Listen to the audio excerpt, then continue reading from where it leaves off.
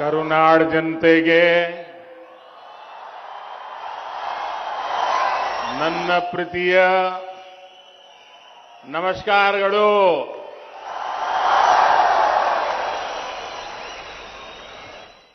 ಬೆಂಗಳೂರಿನ ಮಹಾಜನತೆಗೆ ವಿಶೇಷವಾದ ನಮಸ್ಕಾರಗಳು. ಕರ್ನಾಟಕ ರಾಜ್ಯಪಥ ಪಾಲಿಗೆ ಇಂದು ಮಹತ್ವದ ದಿನವಾಗಿದೆ. ರಾಜ್ಯದಲ್ಲಿ ಹಲವಾರು ಮೂಲಭೂತ ಸೌಕರ್ಯ ಕಲ್ಪಿಸುವ ಯೋಜನೆಗಳನ್ನು ಜಾರಿಗೊಳಿಸಲು ನನಗೆ ಬಹಳ ಸಂತೋಷವಾಗುತ್ತದೆ.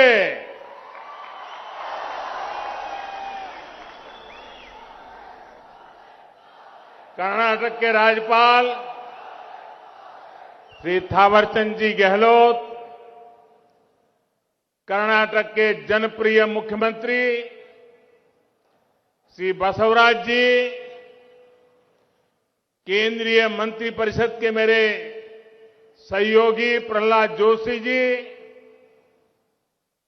कर्नाटका सरकार के मंत्रीगण, सांसद और विधायकगण,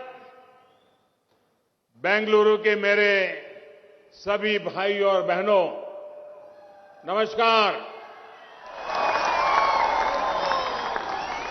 डबल इंजन सरकार ने कर्नाटका के तेज विकास का जो भरोसा आपको दिया है, उस भरोसे के आज हम सभी एक बार फिर साक्षी बन रहे हैं. आज 27,000 करोड़ रुपए से अधिक के प्रोजेक्ट का लोकार्पण और शिलान्यास हो रहा है. ये project higher education, research, skill development, health, connectivity ऐसे कई आयामों के साथ आपकी सेवा के लिए तैयार हो रहे हैं. यानी ये प्रोजेक्ट ईज ऑफ लिविंग और ईज ऑफ डूइंग बिजनेस दोनों को बल देने वाले हैं. भाइयों और बहनों, यहां आने से पहले मैं इंडियन इंस्टीट्यूट ऑफ साइंस और अंबेडकर स्कूल ऑफ इकोनॉमिक्स, उस यूनिवर्सिटी में शिक्षा, रिसर्च और इनोवेशन को बहुत समझने के लिए,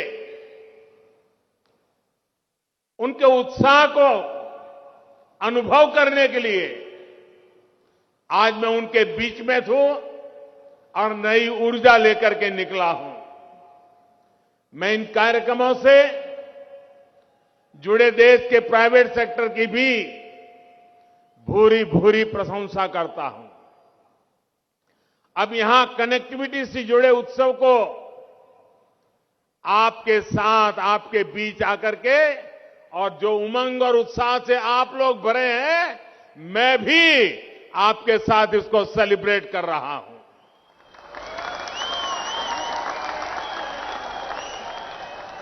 और आप सब जानते हैं, बेंगलुरु का आज का मेरा ये आखिरी कार्यक्रम है और इसके बाद मैसूरू जा रहा हूं. वहां भी कर्नाटका की इसी विकास यात्रा को गति देने का अभियान जारी रहेगा. थोड़ी देर पहले कर्नाटका में 5 नेशनल हाईवे प्रोजेक्ट और 7 रेलवे प्रोजेक्ट का शिलान्यास किया गया है. कोंकण रेलवे के 100% बिजलीकरण के महत्वपूर्ण पड़ाव के भी हम साक्षी बने हैं. ये सभी प्रोजेक्ट कर्नाटका के युवाओं, यहां के मध्यम वर्ग, हमारे किसान भाई बहन, हमारे श्रमिक भाई बहन, हमारे उद्यमियों को नई सुविधा देंगे, नए अवसर देंगे। पूरे कर्नाटका को इन विकास परियोजनाओं के लिए बहुत बहुत बधाई, बहुत बहुत शुभकामनाएं। साथियों, बेंगलुरु देश के लाखों युवाओं के लिए सपनों का शहर बन गया है। बेंगलुरु एक भारत श्रेष्ठ भारत की भावना का प्रतिबिंब है। बेंगलुरु का विकास लाखों सपनों का विकास है और इसलिए बीते 8 वर्षों में केंद्र सरकार का ये निरंतर प्रयास रहा है कि बेंगलुरु के सामर्थ्य को और बढ़ाया जाए।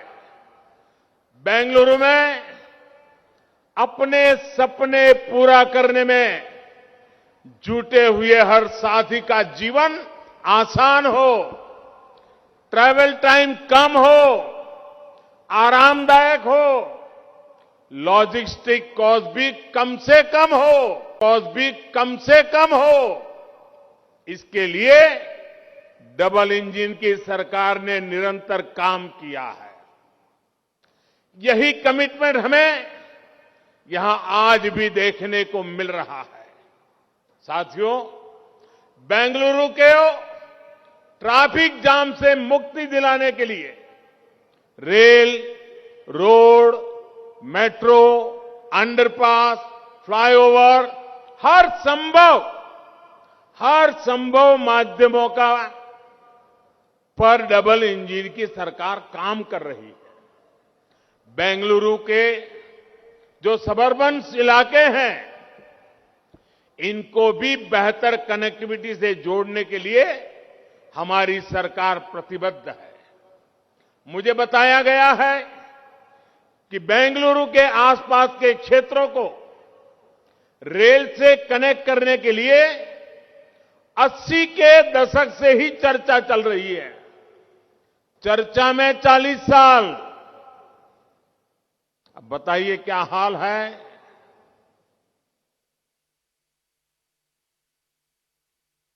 40 साल चर्चा में गए हैं। मैं कर्नाटका के भाइयों बहनों को विश्वास दिलाने आया हूं, इन चीजों को साकार करने में मैं 40 महीने मेहनत करके आपके सपनों को पूरा करूंगा।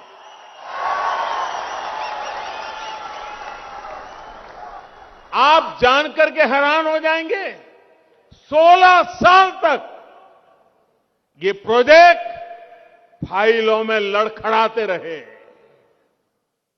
मुझे खुशी है कि डबल इंजन की सरकार कर्नाटका की जनता के, बेंगलुरु की जनता के हर सपने को भी पूरा करने के लिए जी जान से जुटी हुई है। बेंगलुरु सबर्बन रेलवे से बेंगलुरु की कैपेसिटी के विस्तार में बहुत मदद मिलेगी। ये प्रोजेक्ट बेंगलुरु शहर में ही रहने की मजबूरी को कम करेगा। और मैं बताता हूं साथियों, अगर 40 साल पहले जो काम करने चाहिए थे, जो काम 40 साल पहले पूरे होने चाहिए थे, आज मुझे वो काम 40 साल के बाद करने की मेरे नसीब में आया है। अगर 40 साल पहले ये चीजें पूरी हुई होती तो बेंगलुरु पे दबाव न बढ़ता, बेंगलुरु और ताकत के साथ खिल उठता। लेकिन 40 साल ये कम समय नहीं है। लेकिन साथियों, आपने मुझे मौका दिया है, मैं अब समय गंवाना नहीं चाहता हूं, पल पल आपकी सेवा के लिए खपाता रहता हूं। साथियों, आसपास के सैटेलाइट टाउनशिप, सबर्बन और ग्रामीण इलाके जब रेल आधारित रैपिड ट्रांजिट सिस्टम से कनेक्ट हो जाएंगे तो उसका मल्टीप्लायर इफेक्ट होने वाला है। सबअर्बन रेलवे की तरह ही बेंगलुरु रिंग रोड भी शहर के कंजेशन को कम करेगा। ये 6 नेशनल हाईवे और 8 स्टेट हाईवे को कनेक्ट करेगा। यानी कर्नाटका के दूसरे हिस्सों में जाने वाली गाड़ियों की बहुत बड़ी संख्या को बेंगलुरु शहर में एंट्री की जरूरत ही नहीं पड़ेगी। आप भी जानते हैं कि नीलमंगला से तुमकुरू के बीच का जो ये नेशनल हाईवे है, इसके इर्द गिर्द ज्यादातर इंडस्ट्रीज है। ट्रैफिक का एक बहुत बड़ा फ्लो इस रास्ते से पर जाता है। इस हाईवे की 6 लेनिंग और तुमकुरू बाईपास से इस पूरे क्षेत्र में ट्रैवल और ट्रांसपोर्ट आसान होगा। इकोनॉमिक एक्टिविटी और बल मिलेगा। धर्मस्थला मंदिर, सूर्य मंदिर और जॉग फॉल्स जैसे आस्था और पर्यटन के अहम केंद्रों की कनेक्टिविटी को बेहतर करने के लिए जो काम हो रहा है, वो भी टूरिज्म के लिए एक नया अवसर बनकर आने वाला है। भाइयों और बहनों, बीते 8 सालों में हमने रेल कनेक्टिविटी के कंप्लीट ट्रांसफॉर्मेशन पर काम किया है। आज रेलवे में सफर का अनुभव 8 साल पहले की तुलना में बिल्कुल अलग है। भारतीय रेल अब तेज भी हो रही है, स्वच्छ भी हो रही है, आधुनिक भी हो रही है, सुरक्षित भी हो रही है और सिटीजन फ्रेंडली भी हो रही है। हमने देश के उन हिस्सों में भी रेल को पहुंचाया है जहां इसके बारे में कभी सोचना भी मुश्किल था। कर्नाटक में भी बीते वर्षों में 1200 किलोमीटर से अधिक रेल लाइन या तो नई बनाई है या फिर चौड़ीकरण हुआ है। भारतीय रेल अब वो सुविधाएं, वो माहौल भी देने का प्रयास कर रही है जो कभी एयरपोर्ट और हवाई यात्रा में ही मिला करती थी। भारत रत्न सर एम विश्वेश्वरैया, उनके नाम पर बेंगलुरु में बना आधुनिक रेलवे स्टेशन भी इसका प्रत्यक्ष प्रमाण है।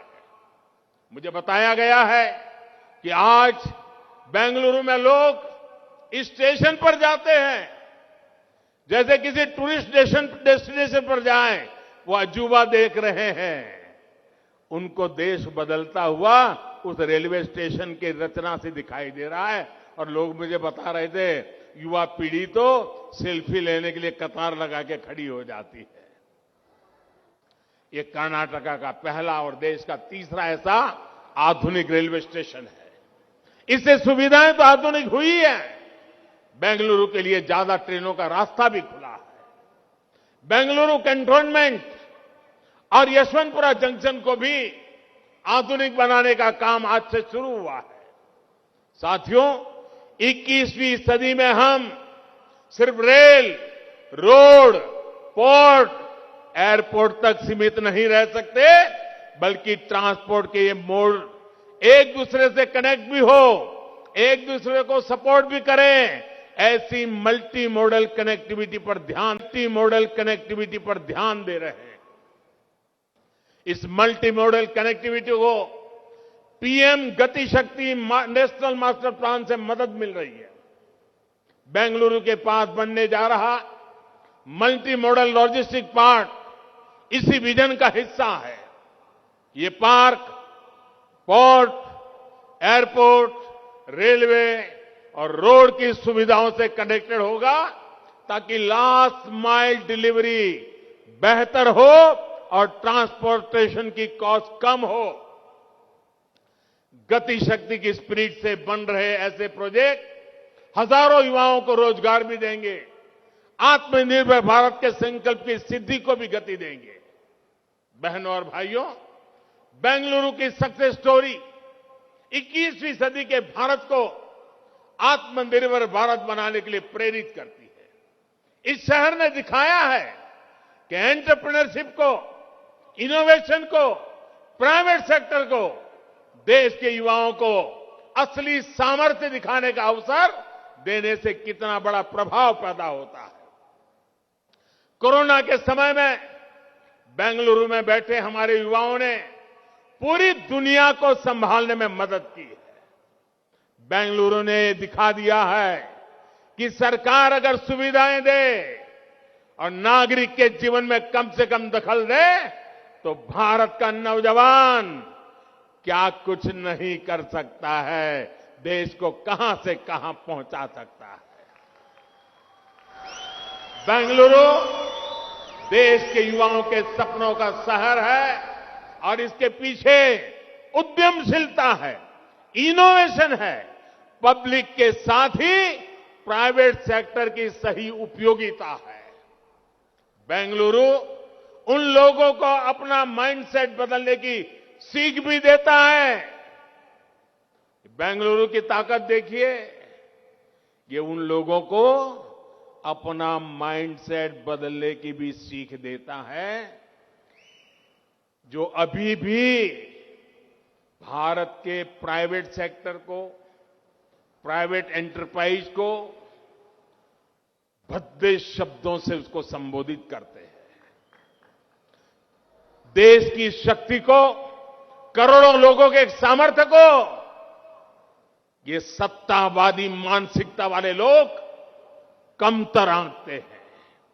साथियों, 21वीं सदी का Bharat wealth creators, job creators का है, इनोवेटर्स का है। यही दुनिया के सबसे युवा देश के रूप में भारत की असली ताकत भी है, यही हमारी संपदा भी है। इस ताकत को प्रमोट करने के लिए जो प्रयास बीते 8 सालों में हुए हैं, उनकी चर्चा तो होती है, लेकिन बहुत सीमित दायरे में होती है।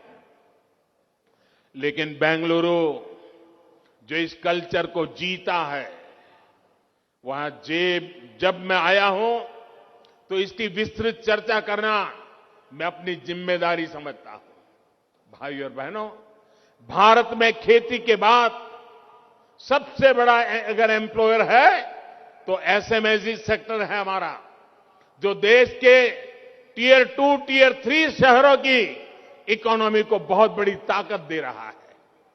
एमएसएमई इस सेक्टर से देश के करोड़ों लोग जुड़े हुए हैं।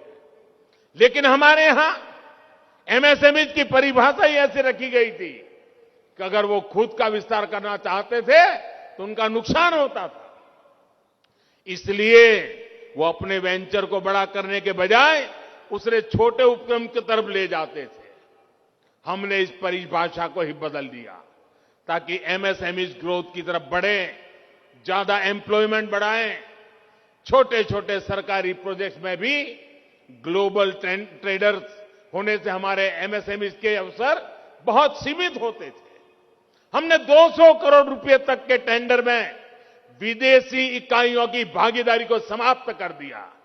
यही तो आत्मनिर्भर भारत के प्रति हमारा आत्मविश्वास है। केंद्र सरकार के सभी विभागों के लिए 25% खरीद एमएसएमई से ही करने का भी निर्देश दिया गया है। यही नहीं, आज गवर्नमेंट ई मार्केट प्लेस के रूप में एमएसएमई के लिए देश के हर सरकारी विभाग, सरकारी कंपनी, डिपार्टमेंट के साथ सीधे ट्रेड करने का आसान माध्यम दिया गया है। जेम पर आज 45 लाख से अधिक सेलर्स अपने प्रोडक्ट और अपनी सर्विस उपलब्ध करा रहे हैं। भाइयों और बहनों, भारत के स्टार्टअप इकोसिस्टम की भी बहुत चर्चा आजकल हो रही है, जिसका बेंगलुरु बहुत बड़ा सेंटर है। बीते 8 सालों में देश ने कितना बड़ा काम किया है, ये तब समझ में आएगा जब हम अतीत के दशकों को देखेंगे। बीते दशकों में देश में कितने बिलियन डॉलर कंपनियां बनी है, आप उंगलियों पर गिन सकते हैं। लेकिन पिछले 8 साल में 100 से अधिक बिलियन डॉलर कंपनियां खड़ी हुई है, जिसमें हर महीने नई कंपनियां जुड़ रही है। 8 साल में बने इन यूनिकॉर्न्स की वैल्यूएशन आज लगभग 150 अरब डॉलर है, यानी कि करीब करीब 12 लाख करोड़ रुपए है। देश में स्टार्टअप इकोसिस्टम कैसे बढ़ रहा है, ये बताने के लिए मैं आपको एक और आंकड़ा देता हूं। 2014 के बाद पहले 10,000 स्टार्टअप तक पहुंचने में हमें लगभग 800 दिन लगे थे। मैं दिल्ली में आपने मुझे सेवा करने के लिए बिठाया, उसकी बात करता हूं, उसके बाद की। लेकिन हाल में जो 10,000 स्टार्टअप इस इकोसिस्टम में जुड़े हैं, वो 200 दिन से भी कम ही जुड़े हैं। तभी बीते 8 साल में हम कुछ 100 स्टार्टअप के बढ़कर आज 70,000 के पड़ाव को पार कर चुके हैं। भाइयों और बहनों, स्टार्टअप्स और इनोवेशन का रास्ता आराम का, सुविधा का नहीं है। और बीते 8 सालों में देश को इस रास्ते पर तेजी से बढ़ने का रास्ता भी आसान नहीं था, सुविधा का नहीं था। कई फैसले, कई रिफॉर्म तात्कालिक रूप से अप्रिय लग सकते हैं, लेकिन समय के साथ उन रिफॉर्म्स का लाभ आज देश अनुभव करता है। रिफॉर्म का रास्ता ही हमें नए लक्ष्यों, नए संकल्पों की तरफ ले जाता है। हमने स्पेस और डिफेंस जैसे हर उस सेक्टर को युवाओं के लिए खोल दिया है, जिनमें दशकों तक सिर्फ सरकार का एकाधिकार था। आज हम ड्रोन से लेकर एयरक्राफ्ट तक हर कटिंग एज टेक्नोलॉजी में भारत के युवाओं को प्रोत्साहित कर रहे हैं। यहां देश का गौरव इसरो है, डीआरडीओ का एक आधुनिक इंफ्रास्ट्रक्चर है। आज हम देश के युवाओं से कह रहे हैं कि सरकार ने जो वर्ल्ड क्लास सुविधाएं बनाई हैं, इनमें अपने विजन को, अपने आइडिया को टेस्ट करें। केंद्र सरकार युवाओं को हर जरूरी प्लेटफॉर्म दे रही है। इनमें देश का युवा मेहनत कर रहा है। जो सरकारी कंपनियां हैं, वो भी कॉम्पीट करेगी, देश के युवाओं की बनाई कंपनियों के साथ कॉम्पीट करेगी। तभी हम दुनिया के साथ कॉम्पीट कर पाएंगे।